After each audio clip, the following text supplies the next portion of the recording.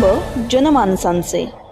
अहिल्यानगरमध्ये पुमा कंपनीच्या बनावट शूज ट्रॅकसूट विक्री रॅकेटचा भांडाफोड. बालिकाश्रम रोडवरील 2 स्पोर्ट्स दुकानांवर धडक कारवाई. ओरिजिनलच्या नावाखाली डुप्लिकेट शूज ट्रॅकसूट विकून ग्राहकांची फसवणूक.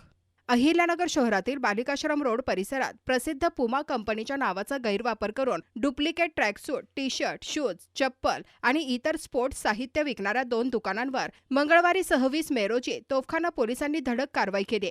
बालिकाश्रम रोडवरील आरजी स्पोर्ट्स मॉल तसेच शिव स्पोर्ट्स या दुकानांमध्ये ओरिजिनल पुमा प्रॉडक्ट असल्याचे सांगून ग्राहकांना बनावट साहित्य विकले जात होते.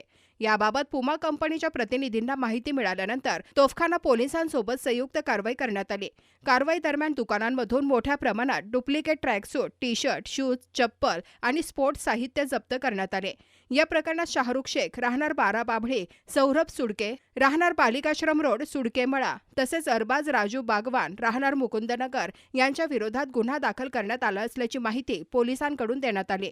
दरम्यान शहरात आणखी काही ठिकाणी अशाच प्रकारे बनावट ब्रँडेड साहित्य विकले जात असल्याची चर्चा असून पोलिसांकडून पुढील तपास सुरू आहे. पोलीस निरीक्षक जगदीश भांबळ, तोफखाना पोलीस स्टेशन.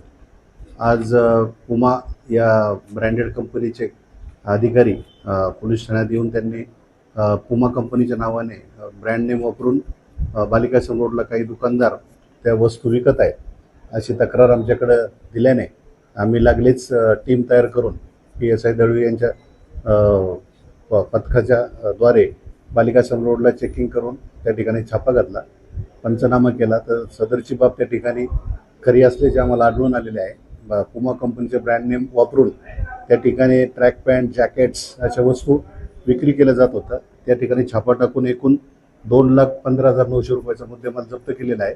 गुन्हा दाखल करून पुढील कारवाई करण्याची तजवीज ठेवली आहे.